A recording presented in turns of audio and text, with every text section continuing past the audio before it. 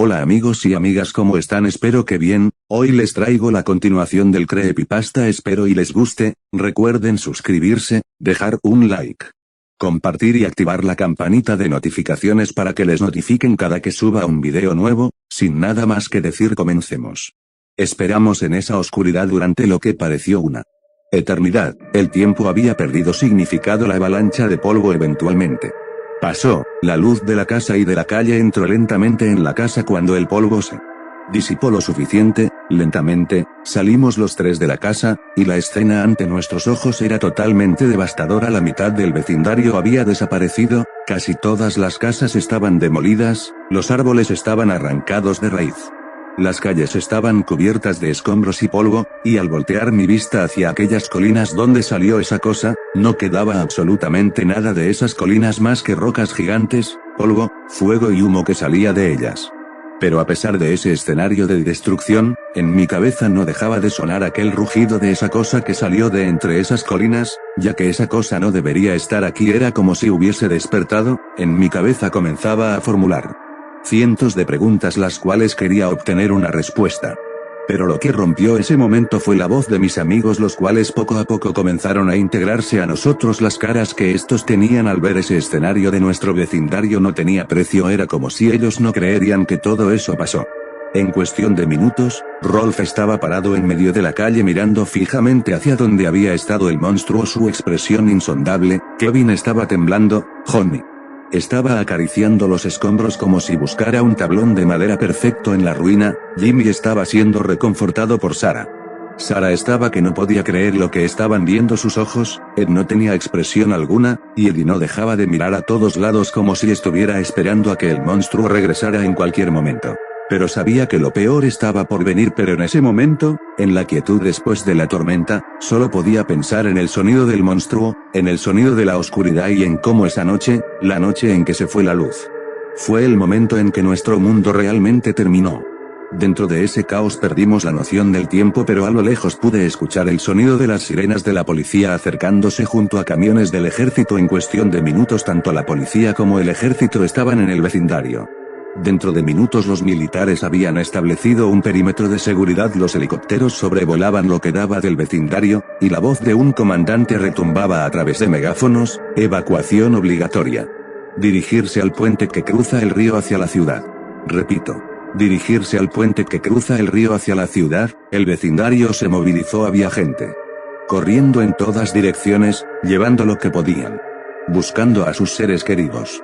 Por suerte yo tenía una mochila de emergencia que siempre la tenía lista por si algún día la necesitaba, y ese día llegó, pero de la peor forma. Antes de salir de mi casa me quedé un momento mirando al interior de mi casa. En mi mente empezaron a pasar buenos recuerdos de cuántas aventuras compartí con Eddie y Ed, de cuántos experimentos realicé aquí. Yo era feliz en esta casa, pero era momento de dejarla atrás, al cerrar la puerta y dirigirme nuevamente hacia donde están los policías y los militares. A todos los estaban subiendo a autobuses de evacuación. Algunos estaban llenos, otros comenzaban a llenarse. Entre toda la multitud de gente que había pude encontrar finalmente a mis amigos, los cuales estaban haciendo fila para un autobús. Kevin me ayudó a colarme en la fila sin que nadie lo notara. Cuando el último de nosotros subió al autobús, las puertas se cerraron y pude escuchar cómo los militares le indicaban al chofer que se dirigiera al puente y que no se detuviera.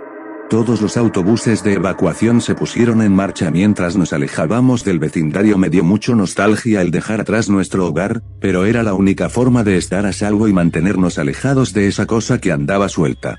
Pasaron algunos minutos y, como era de esperarse, el puente que conectaba a la ciudad estaba hasta más no poder. Cientos de carros y autobuses buscaban la manera de pasar, pero el tráfico era incontrolable. También había personas quienes cruzaban el puente caminando. Me surgió la idea de bajarnos del autobús y atravesar el puente caminando, ya que si esperamos a que los coches siguieran avanzando nunca llegaríamos al otro lado, ya que atrás de nosotros enorme de fila de carros y autobuses quienes esperaban de igual forma pasar del otro lado. Pero esa idea se descartó rápidamente cuando entre uno de los helicópteros escuché una voz decir que los que estaban en los autobuses y en los carros no debían bajar, que todos van a pasar, solo que tomaría algo de tiempo. Al asomarme por una de las ventanas pude ver cómo cientos de helicópteros surcaban los aires y cómo estos iluminaban las colinas de los bosques como si estuvieran buscando algo, o más bien dicho vigilando algo. Trate de mantener la calma y hacer que todos a mi alrededor estuvieran tranquilos. Ya habíamos avanzado una buena parte del puente, ya íbamos más o menos por la mitad del camino. Por un momento pensé que lo lograríamos, que llegaríamos a salvo en el otro lado, pero esa idea se esfumó rápidamente, cuando de repente todo se fue al infierno. El imponente puente se movió abruptamente. Pude sentir el movimiento, pero esta vez no era un temblor, era como si algo hubiese movido la estructura. En eso Jimmy preguntó ¿qué fue eso? Rolf, sentando a unos metros, le dijo: no tengo idea, pero eso no me gustó para nada. Pero afuera el caos comenzó a esparcirse como fuego. Las personas que caminaban comenzaron a correr y a gritar. Los helicópteros comenzaban a iluminarnos y a decirnos que mantengamos la calma, pero era inútil. Las personas corrían de miedo.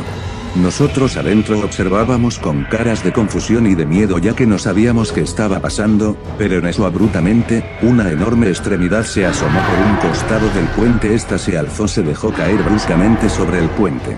Kevin gritó con todas sus fuerzas: sujétense, y el impacto fue devastador. La enorme extremidad destrozó la mitad del puente y con ello cientos de carros y autobuses que estaban enfrente de nosotros cayeron al vacío y el puente se movió bruscamente, causando que varios de nosotros nos golpeábamos la cabeza contra los cristales. Cuando lo que quedaba del puente se volvió a estabilizar, el chofer rápidamente abrió las puertas y gritó: todo el mundo abajo. Yo tomé mi mochila y salimos lo más rápido posible del autobús. Al salir, las personas que quedaban comenzaron a correr desesperadamente, muchas se empujaban entre sí. Los soldados nos decían: retrocedan. Desde los helicópteros, la parte delantera del puente comenzó a venirse abajo. Podía escuchar el concreto crujir, el sonido del metal cediendo ante el peso, los cables de soporte reventándose al no poder soportar el peso del puente. Entre el caos, Kevin nos dijo a todos: manténganse en movimiento, no se detengan, no miren atrás, y manténganse juntos antes de tirarnos a correr. Pasamos entre los carros tratando de no chocar entre las personas, quienes desesperadamente trataban de salir del puente. Los postes de luz que estaban a los costados uno a uno comenzaron a caer encima de los carros y autobuses. Cuando finalmente llegamos nuevamente del otro lado, la estructura cedió finalmente. El puente, que parecía ser nuestra única salvación, cedió por completo.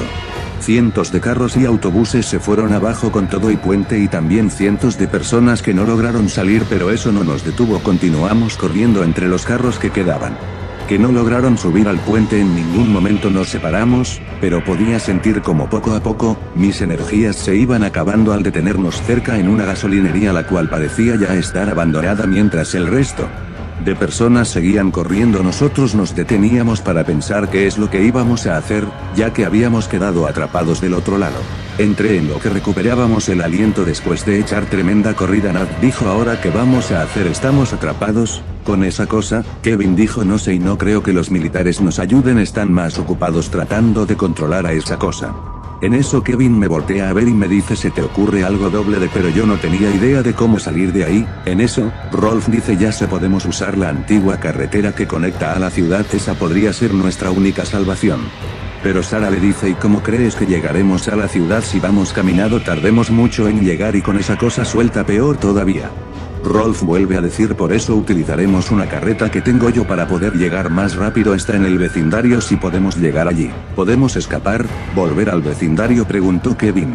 ¿Estás loco? Es nuestra única opción, respondió Rolf. Mi carreta y mis caballos, es lo único que nos puede sacar de aquí rápido. Así nuevamente corrimos todos nosotros, de vuelta al vecindario que ya no reconocía.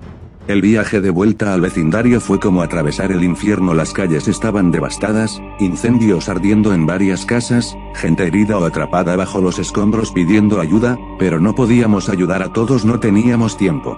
Al llegar nuevamente al vecindario corrimos directamente a casa de Rolf, saltamos las cerca de su casa. Allá, señaló Rolf, su carreta de madera estaba intacta en su propiedad, junto con sus 2 caballos, que se veían terriblemente asustados pero vivos. Rápido, dijo Rolf, corriendo hacia los caballos. Mientras Rolf preparaba la carreta, el cielo se iluminó nuevamente y junto con ello nuevamente ese rugido aterrador que me erizó la piel por completo. El monstruo estaba aquí, su forma era absolutamente colosal ahora que lo veía completamente, sin montañas que lo oscurecieran.